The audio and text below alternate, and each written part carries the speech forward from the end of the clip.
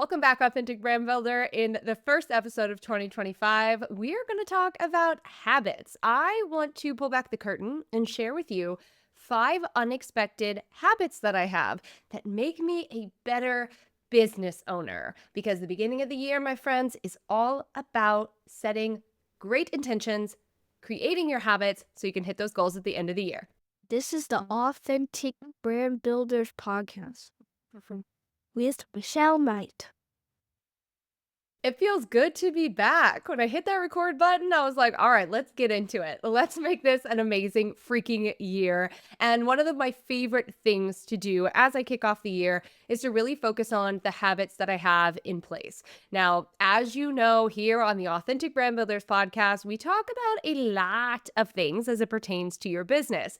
However, I would say that one of my favorite types of content that I create are the things that actually happen outside the business. Talking about the personal habits that I have, the things that I do that make me a better business owner.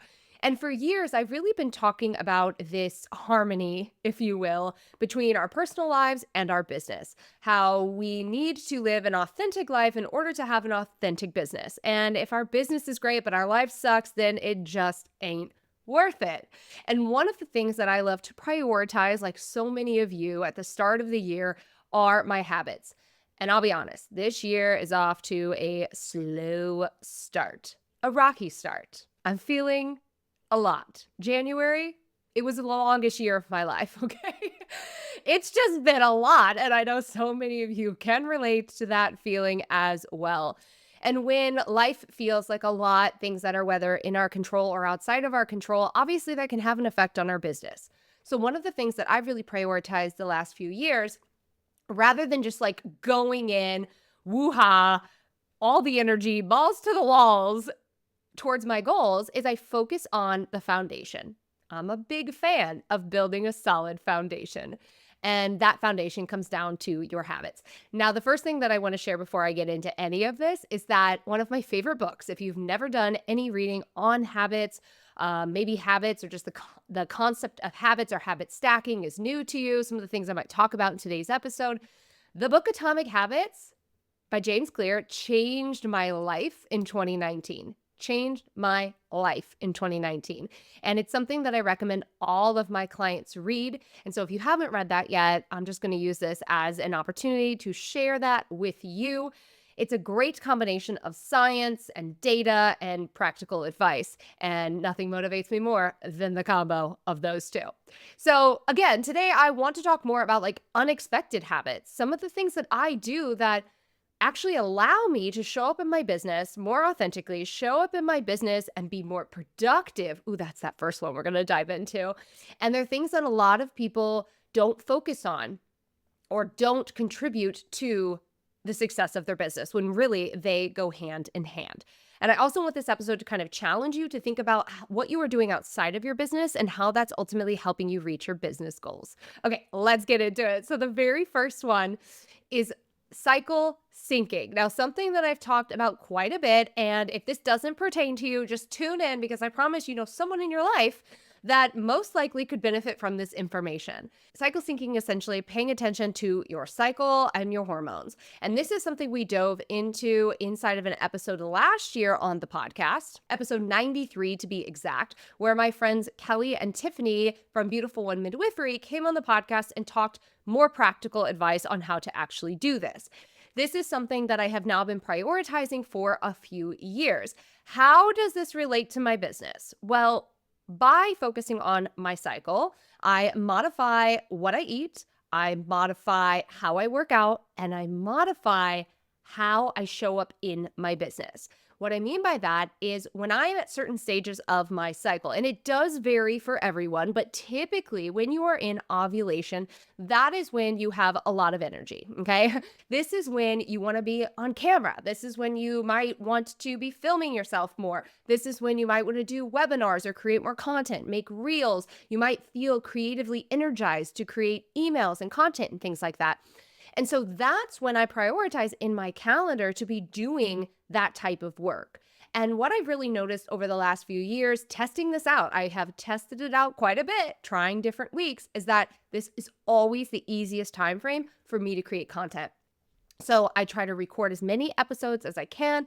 I try to create YouTube videos. I try to create my reels. I do my interviews if I can for my podcast during that time frame, because I know that I'm going to be the best version of myself. I'm also going to be thinking more clearly, and I'm just going to have more of an outgoing, hi, here I am personality, which works really well when you're creating content. That has been the biggest shift for me.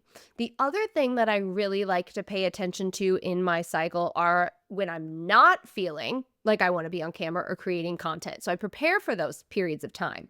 And during those periods of time, I really like to do a lot of back end work. So leading up to my menstrual cycle, I will actually prioritize like the week before, updating things on the website that need to be updated, maybe cleaning up ClickUp, maybe I'm fixing landing pages, anything that just requires me to like go in and kind of do the work. I find that's a really easy time to do that. Now, I've even gone as far as marking these things on my business calendar so that I can clearly see I've got like week, and it has a big O next to it. So I know when I need to be prioritizing content. And it also really helps me to prepare for launches. This is something I really honored last year, probably for the first time, where I prioritize doing my launches around the time when I was feeling most energized, because I would choose launches just based on random days that I was like, oh, this seems like a good time, or let's do it now. And I would get maybe halfway through the launch, or maybe I would be in the middle of a challenge and I didn't want to be on camera. I didn't want to be doing anything but maybe laying down in my bed and like working on my laptop or reading a book. And this has really been a game changer for me, because for so many years, I would kind of fight my productivity. Like I would be like, oh, but I need to be doing those things. I want to be doing those things. But then it was really hard for me to get energized to do those things. And this small adjustment, because it truly is a small adjustment, and honoring that has really opened just an entire world of productivity for me. And it's something that I do in my personal life, not just as business, obviously. Like I said, I change my workouts, I change what I eat. I try and keep my family up to speed with where I'm at in my cycle. So we're all just on a nice level playing field and all on the same page.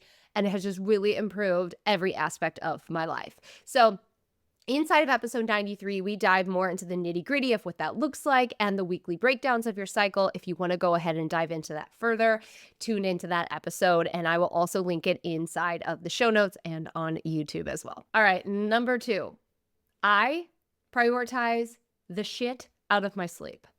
You don't mess with my sleep. Now, caveat, I'm a mom, okay? I remember what it was like when my son was young. I am at an age and a time period of our lives now where my sleep is very rarely interrupted. But I have also done a few things to make sure that that happens, that I get to sleep soundly, solid for a good 8 hours. If I don't sleep for 8 hours, we have problems here at the Night House. And that is something that I recognized really, really early on for myself. Like I started paying attention that like when I was exhausted, obviously I couldn't focus. That's true for all of us. Okay. That's true for you too, no matter what you want to tell yourself. I'm also not a morning person. And for years, I tried to get into the 5 a.m. club. I felt like maybe that was the missing piece to my productivity. Turns out it was actually number 1 was a missing piece. And I just couldn't do it. It was like my body constantly resisted me waking up at 5 a.m. And so I had to find kind of a natural rhythm for me. So if you're a 5 a.m. wake up person, go for it. I applaud you. But you still need to get your sleep, and you still need to prioritize your sleep. Now, as part of this sleep habit that I have, there are a few things that I do that really help me have the best, most restful sleep. And number 1 is what I do before I go to bed. This is actually a few habits into one, but we're just going to call it the personal sleep habit. So, number one is that I always kind of close out my day. And this is something I've been doing for years. People always ask me, how do you switch from being a business owner at home and now a homeschool mom to like being in full mom mode and wife mode? I shut it down at the end of the day. And so the time may vary for when that happens, but it really is like closing a book. And I write down and reevaluate what's on my to-do list for tomorrow. I make any notes and ClickUp or on my big notepad that I have. That's what I keep looking at. And that tells me kind of where I am, what I got done. I make sure that my inbox is cleaned and I've gone through all of that and I shut it down. And that really is a closure to my work brain. And I do the best that I can, absolute best that I can, to not check notifications or check email until I am awake and functioning in the morning. And that has really helped me with my sleep, which of course makes us better business owners. Another thing that I do is I prioritize my self-care. And one of the things that I have been doing as of late is acupressure. So I have an acupressure mat and I lay on that to really kind of soothe my body, release any tension in my body right before I fall asleep. I also love to put my feet up on the wall. I'm a whole situation at nighttime. But it's really important and something that I really struggled with for a long time, especially as a mom and a business owner, is that maybe I didn't have a ton of time in the morning and I tried my very best to prioritize my morning routine, but there's only so much that we could do. But night is when I really can take that time for myself. And so the reason I'm sharing this with you is because I know so many of you are also wearing a million different hats and you're caretakers and you're doing all of this. And I just encourage you to really think about how you are spending your time at night because so many of us are just scrolling on our phones or watching Netflix. And there's nothing wrong with those things. I also like them in moderation. But could you trim back a little bit of that time that I promise you is doing absolutely nothing for you and spend more time on these things that are actually going to help you have a restful sleep? I'm going to talk about one more thing that I do a little bit more in detail, but I also obviously use this opportunity to read, which is something that, again, can't say enough good things about it, but I will in just a few minutes. And the last thing that I have prioritized with my sleep, aside from my nighttime routine, is how I wake up in the morning. Now, one of the things that I learned when I was reading up on cycle syncing a few years ago, when I was first introduced to it, was actually just women's cycles overall and how our cycles are different. But one of the things that we can really benefit from is morning light and how morning light can actually be just so beneficial in so many different ways. Maybe you've even seen it on TikTok or Instagram where people are like, I get my 10 minutes of sun in the morning. I stand in front of a window with like the sun just like beating down on me. If I go work in a library, I find the spot where the sun is literally like blasting me through the window. It's so beneficial. But it also helps us wake up in the morning. And now I know this little piece of my hack isn't for everyone. I know some of you absolutely have to have an alarm, but I also know that I am here to inspire and share with you what could be one day when you have your own business and you create your own schedule, even if you're not quite there yet. I don't wake up to an alarm. I hate them. I have despised them since I was a child, never used it or listened to it back then anyway, just constantly fought with it. And a few years ago, I just gave it up completely. And instead, I have trained my body to wake up with the light. And so I make it a priority to make sure that my curtain is open. We have kind of like a peek through blind situation. And when the sun starts rising, I also start naturally rising. And it is to it doesn't matter when I fall asleep, which is why it's important that I go to bed on time. I will always rise at a very, very similar time. Now, if I get out of bed or not, that's completely up to me, but it's just naturally waking me up. And I have noticed such a difference in my mental state when I rise. And not that I need to tell you, but we don't need to be on our phones first thing in the morning. And I'm guilty of it from time to time as well. So guilty of it. And I'm working on it. We're all working on it. We're going to be better, okay? So prioritizing your sleep, whatever that looks like for you, for me, it really is my nighttime routine, a little bit of that acupressure. It just, I love me some prickly pins in my back to release my tension. Your girl sleeps with an eye mask. I got the whole shebang. Maybe one day I'll post a picture for you and you can see what my loving husband gets to see every single night when he sees me in my whole get up. But please, please, please, sleep is so important and so many people neglect it. But I promise you that you give yourself a trial run for 30 days of prioritizing your sleep, giving yourself a bedtime. Yes, that thing we fought for years as children. Give yourself a bedtime, honor your natural rhythms, pair that with cycle syncing. Whoo, report back to me in 30 days and see how different your life is after those changes. Okay, the next thing I'm going to share with you kind of piggybacks off of the night routine. This is something that I personally do is I read fiction. Now, I think fiction is a life hack habit. Seriously. I was the girl that was obsessed with personal development. Obsessed. Everything I read, everything I listened to, my podcasts, my blogs, everyone I followed on social media, all of it was all about how to up-level my life, be a better version of myself.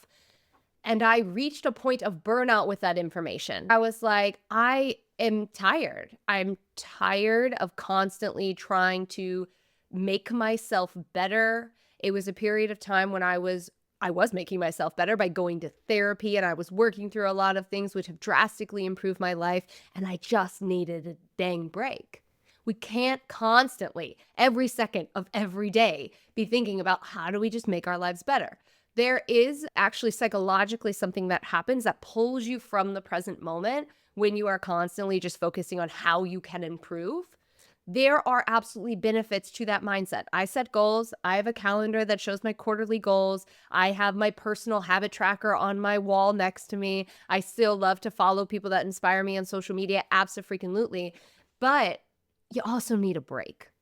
And these breaks, mental breaks, are what is so important.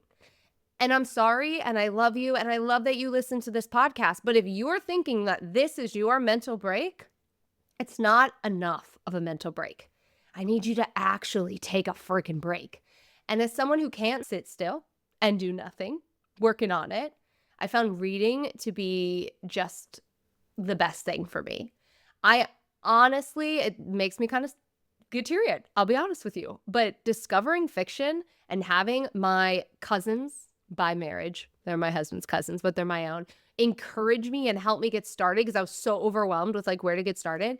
It completely changed my life. It really cleared up so much of the mental fog, and I started sleeping better when I started reading fiction over personal development before I went to bed. So take that for whatever you want. Take what information you need out of there. If you already read fiction, you're like, you don't gotta tell me, girl, I love me some fairies, dragons, give it to me. But if you aren't doing that, and as someone who used to really struggle to read at all, didn't prioritize it, didn't really see a benefit of it, just really loved to consume information on the internet, it transformed my life, and it has allowed me to chill the F out and relax so much more, which has made me, yes, a better business owner because I have more room for creativity. And the other thing that I will add to this, if you're not into fiction and not into reading, what it is it's about relaxation. It's about play. And I think we have this idea that in order to relax, we do nothing. I am here to prove that theory wrong. Again, as someone who really struggles to just sit and do nothing, I'm working on it. I have found a middle ground, crafting, using my hands. Many of you know I love to garden, reading fiction, playing board games. These different types of things make me a better business owner because they create space in my schedule. They create space for me to not think about work. They create space for me to fill my own cup and my own soul with whatever I need. And I encourage you to start prioritizing that. Make that a healthy habit in your day-to-day life. And speaking of space, this isn't one that I wrote down. Put more space in your freaking calendar, please. Let's stop prioritizing how busy we are and like being like, oh, I'm so busy this week. Like, it's not something we should be proud of, okay? We need more breaks. We need more space. All right, number 4. I started a not to-do list. Yeah, you heard me. As a lover of to-do lists, a Virgo through and through, it's your girl's sun sign. I love to-do lists. And last year I saw someone on social media on just like a freaking whim talk about a not to-do list. And it just blew me away that this was something that we could create for ourselves. And I love doing it in my business. In fact, that's kind of the only area I really prioritize doing it. But if I do something in my business that I absolutely despise, or it just drains the energy out of me, or it just takes me so long, I will put that on my not to do list. And the first thing that I do is I try to find a solution to the problem. If it is something that's just taking me a really long time, I will look for software. I will look for tools. I will look for a way to change the process so that it becomes more enjoyable. And if it's something that I absolutely despise, I won't do it. I'm not going to do it. Last year, I prioritized doing this, and I had so many notes when I went to planning this year, reminders to myself of things that Michelle from April of 2024 said we are not doing in April of 2025. And you bet your butt that I went through that list and I used it when I was planning this year, and it was so freeing. So as someone who loves a to-do list, I highly encourage you to embrace a not to-do list. And back to the first piece where you can look at some things that we're not loving and we can find ways to improve them. This podcast is a beautiful example of that because for about 2 years, I was really prioritizing my podcast, creating video content with the podcast, and it was just so draining. We were setting up in my living room. The whole house had to be quiet. The lawnmower went off. Oh my gosh, like we couldn't record that day. You know, I live in the burbs, so the lawnmower's literally always going off during the week here, even when it's like 40 degrees outside. And it was just a lot of work. I needed my husband to help me with the lighting and the angle. And like, I didn't want my camera set up in the living room all of the time. So it was all of these different pieces. He was editing my content. And I wrote it on my not to-do list. I was like, I don't want to do this podcast anymore. I don't want to make these videos anymore. But I also know that there's huge ROI there and I enjoy creating them. I just didn't enjoy the process that led to me actually sitting down and recording the content. So I changed it. And I shared an episode, we'll link it below as well in the show notes on YouTube, wherever, where I talked about my process. And I show you a whole behind the scenes on YouTube of how I changed my entire process. But the camera I filmed on, where I filmed, the software I used, I started editing the content and it just changed the game for me. And so it went from something that I didn't thoroughly enjoy. It was on that not to do list, but I found a way to make it work for me. And that's just an example. Now I can sit down. I had about 20 minutes before I've got a call, ran my son to his theater class, came home about 20 minutes before my next call, and I'm recording this exact podcast. All I had to do was hit record. And then I know that I can work on editing it and have that podcast out this week. So embrace the not to-do list so that you can pay attention in the moment, the things that aren't working for you, and then evaluate those and say, okay, why aren't they working for me? Is it just something that I absolutely despise doing? Okay, great. Well, let's not do it anymore. Black Friday sales come to mind for me. Hate those. And then if it's something that you can modify and change, find a way to do it. I promise you there's a way. And if you don't know, come ask me. I could probably find it for you. Okay. And the final personal habit that I have that makes me a better business owner is my weekly money date. Oh, yeah. We can't avoid it. We have to look at it. It's there. It's right there. All of the data is there. We just need to look at it. I do this on Fridays. And this is something that has really helped me as a business owner pay attention to what's happening in my business with the money, how I pay myself, where the money is going, things that I'm investing in that maybe don't have an incredible ROI or any ROI, and just staying really on top of it. It has given me so much freedom as a business owner. And for years, I hid behind my numbers. Like I knew that they were there. I worked with someone who was taking care of them. But honestly, I just kind of was like, okay, someone else has got that covered. And it didn't give me the empowerment, the financial empowerment that I really needed as a CEO. When I took that power back and I made this a top priority for myself, I'm talking like not just peeking at the numbers, but getting really into it. Where are we at with the software that we're spending? How much are we investing in team? How much am I paying myself? All these different things. It made it so much more fun. And I've talked about this before, but making money is like playing a game. It's like a game. And the more that you can treat it like a game, the more fun you're going to have. And so when you can look at those numbers and you can be like, ooh, all right, we need $1,300 more this week. Let's see if we can do it, right? It becomes a game. All right, let's see if we can do that. And the only way we can do it is if we're paying attention. And so I do this both professionally and personally. And that's because a couple of years ago, financial literacy was a top priority for me and my family. And so now I'm in it. Every Friday, I grab my coffee, I put on high vibration music, I sit down at my desk, and I just crunch the numbers. And it has truly made me a better business owner through and through, and something that I encourage everyone to do. So if you aren't already doing that, now would be a really good time to start because it's the beginning of the year. So get yourself a money tracker and get to work. Okay? All right. As I said in the beginning, I'm a huge fan of establishing healthy habits. There's so many other things that I do. Obviously, I didn't want this episode to be hours and hours and hours long because you wouldn't want to sit through that because nobody has time for that.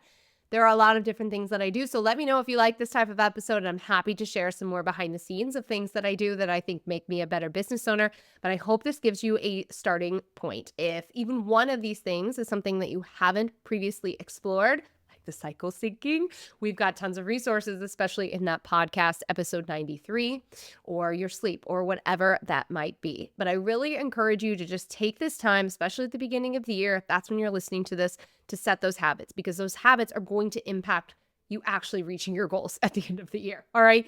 Whatever you wrote down as your goal, your monetary goal, your impact goal, whatever that might be, it's only going to happen because of the daily actions that you take. And that's what habits are, my friend.